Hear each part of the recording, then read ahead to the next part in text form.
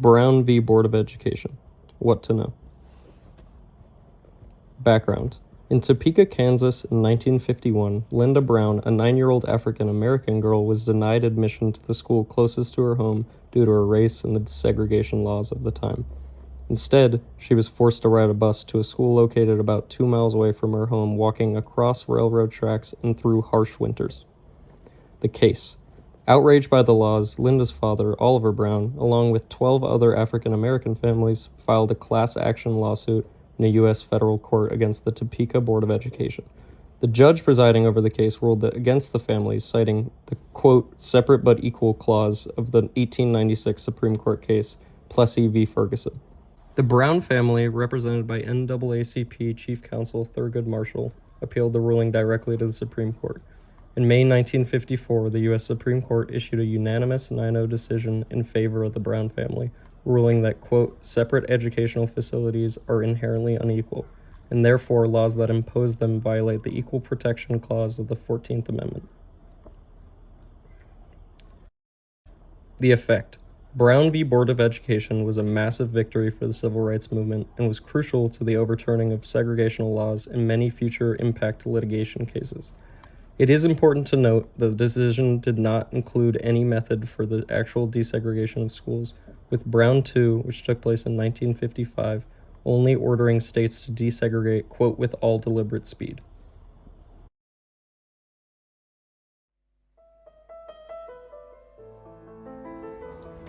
In Topeka, Kansas in 1951, Oliver Brown attempted to enroll his daughter, Linda Brown, in the school closest to their home.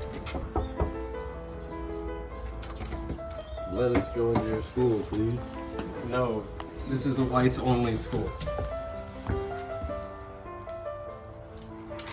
Linda was barred from enrolling due to her race and the current segregational laws of the time.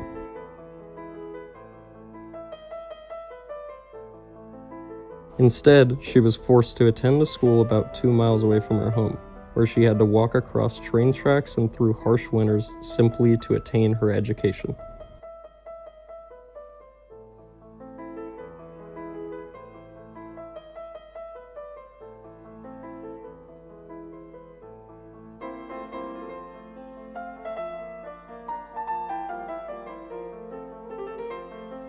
These schools were severely underfunded and therefore were unable to provide students with proper education.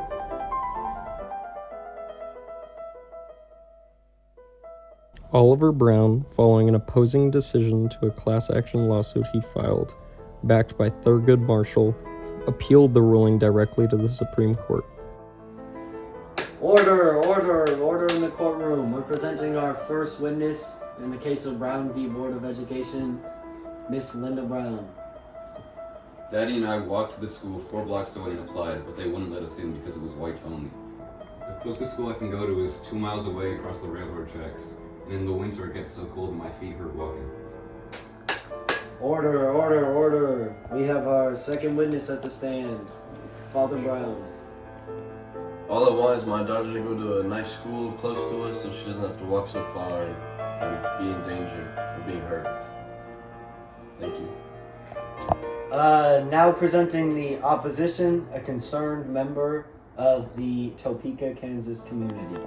I'm worried about the well-being of our children and students in their schooling. Separate but equal schooling has never failed us in the past.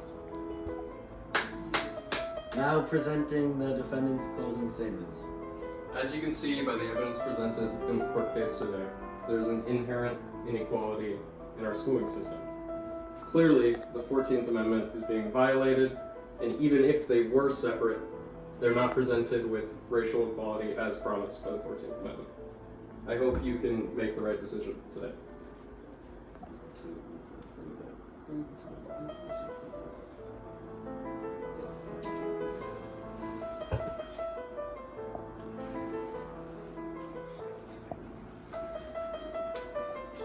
All rise.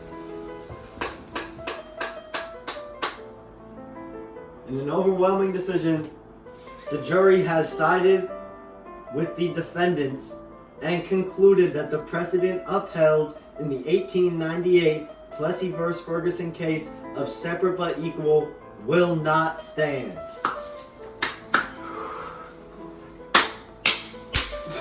Brown v. Board of Education was a massive victory for the civil rights movement and stood as a model for future impact litigation cases. African American students were now allowed to attend school with white students, eliminating the legal segregation of educational systems.